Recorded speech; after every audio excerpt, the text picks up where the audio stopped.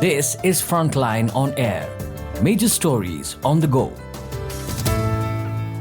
The grotesque fetish for realism in cinema.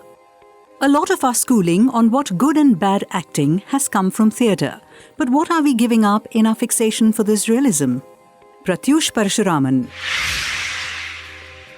As one does, I spent a recent Sunday evening trying to convince a friend from New Zealand, OCI, unschooled in Hindi cinema, to watch Devdas, the Sanjay Leela Bhansali opus and my personal origin story of love for cinema and excess for cinema as excess. As the frames rolled past, the unsubtitled dialogues like an unbrooked river, babbling at breakneck speed this way and that, the rhythms and rattling of it all at a heightened tenor, I watched it anew from my friend's perspective, and I was reminded that what is excess for one eye might be excessive for another. That it can tip over from the realm of goodness to badness, and that these choices lean heavily on our cultural diet. The film crashed in his head just as it soared in mine. What is good acting? By asking this question, what you're actually investigating is the cultural diet and vocabulary and cultural expectations that have risen from it, like filmic vapor. There is something very slanted about the question because it is not actually asking what you think it is. It is instead asking what, according to you, are acceptable ways of being on screen. Your acceptability being both the strength of your convictions and the weakness of your biases. This is something Usha Iyer, Assistant Professor of Film and Media Studies in the Department of Art and Art History at Stanford University, tries to make sense of in her essay, The Many Bodies of the Dancer Actress, which is part of the Oxford Handbook of Film Theory. She wants to theorize the dancer actress, beginning her story with Vaijayanthimala, an actress from the 1950s trained in Bharatanatyam who, quote, earned a reputation as mainly a dancer with meager acting abilities, unquote, but something that we can pull forward into the 21st century to see how divisive the reception of a dancer actress like Katrina Kaif's art is. Stilted actress, sinuous dancer, to put it crudely and perhaps incorrectly. Iyer asks, what if we see dancing and acting not against, but alongside each other? How does our discourse around acting change when we fixate more on, quote, gesture, movement, the occupation of space, and mobilization of cinematic technologies by dancer actors, unquote? The fact is, as she notes, a lot of our schooling on what good and bad acting is has come from theatre, which over time has been replaced by this grotesque fetish for realism. We want acting to feel natural, as though characters were actually ripped from their lives and propped onto the stage of the film.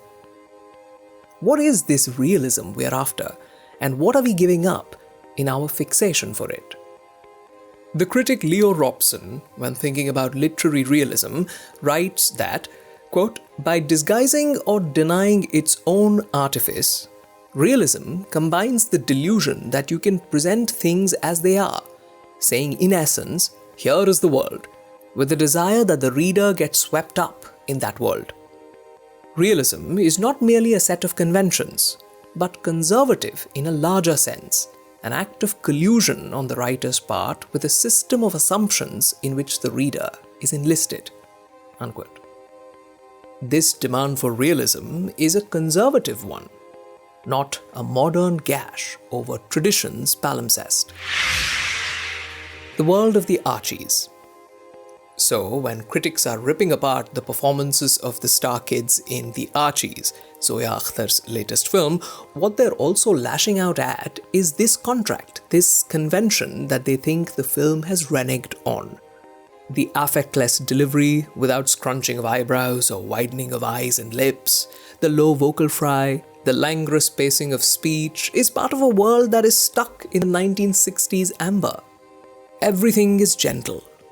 There is no threat in the dialogue or plot, even when a love triangle and the uprooting of a park take center stage. Such is the gentle pace of the film. It is the same baffling reaction that people had to the English spoken in A Suitable Boy. Was it bad because it was unfamiliar? Was there something else? To be clear, I am not arguing that the performances in the Archies are good. I am arguing that the performances perhaps belong to the world the film is embedded in. The question then becomes, why is it that some of us are unable to buy into that world? In online commentaries, the actors from the Archies have been placed alongside Priyanka Chopra in Aitraz, who would have been the same age as most of these young actors when she delivered a campy vamp performance that was sutured into the Abbas Mastan world. To compare the two is unfair, because the cultural discretions of the worlds, the directors, and the time are very different, almost incompatible. Being online does something crucially violent to thought. It makes you carp on the goodness or badness of something without demanding that you think about what you mean exactly by this goodness or badness. What are the limits of your imagination from which these judgments are coming forth? Such claims are then padded by irony through memes, rhetoric, accusations, and thus something fundamental to thought is stemmed.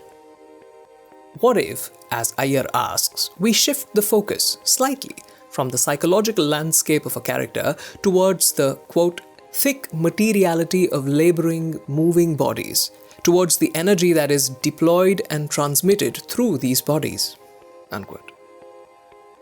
To watch Devdas is to be thrilled by the body's contortions, the long hair as a fluttering flag, the chakkars or pirouettes of Kathak that swirl the fabric into a tailspin, the tremors of this beauty rippling through the film long after it has been performed. Is that asking for too much?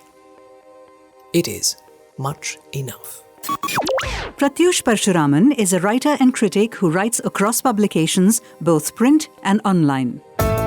This is Frontline on Air. Major stories on the go.